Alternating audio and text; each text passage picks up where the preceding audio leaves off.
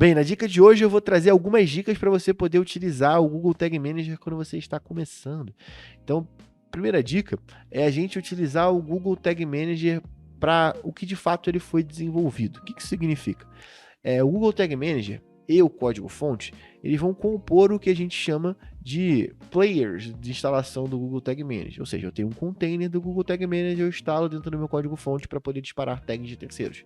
Então, dentro de uma utilização básica do Google Tag Manager, eu tenho esses três players: tag de terceiros, Google Tag Manager e código-fonte. Então, nesse caso, a gente tem algo que a gente construiu aqui na Métricas Boss, que é a camada de responsabilidade para cada um deles.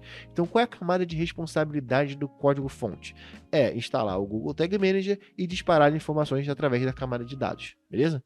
A camada de responsabilidade do que tange ao container é instalar as tags de terceiros, e as tags de terceiros é levar essas informações para os seus servidores de origem.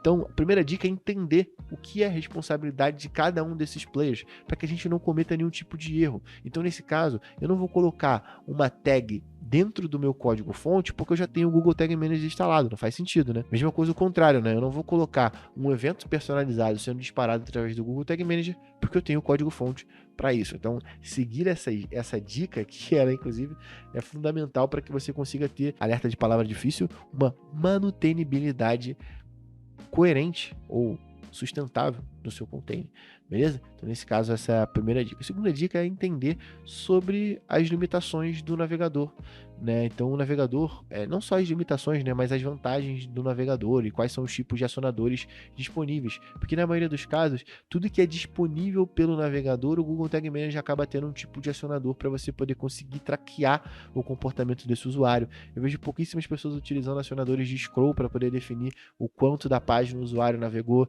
Eu vejo pouquíssimas pessoas utilizando recursos do Google Tag Manager justamente por essa falta de conhecimento. Então, o que é possível ser utilizado dentro do navegador e o que tem de disponível disso dentro do nosso container do Google Tag Manager. E aí a terceira, e não menos importante nas dicas, é você saber de fato HTML, CSS, do ponto mais básico possível, tá? Então, nesse caso, é você saber HTML, CSS, JavaScript, para você poder conseguir utilizar o Google Tag Manager de uma forma like a boss, no caso, né? Porque quando a gente aprende para que serve, o que é uma tag, na verdade a gente está aprendendo por trás dos panos o que é HTML. Então acaba que, no final das contas, você utilizar o Google Tag Manager, você vai entender conceitos do que é HTML e do que é CSS. Só que você aprende de uma lógica inversa. Então cabe a você sentar, HCC, né, horas de cu na cadeira, sentar para poder estudar um pouquinho do que é HTML, do que é CSS para utilizar o Google Tag Manager, para você não fazer essa lógica inversa e acabar cometendo algum tipo de erro dentro do seu container, beleza? Espero que vocês tenham curtido essa dica. Até a próxima!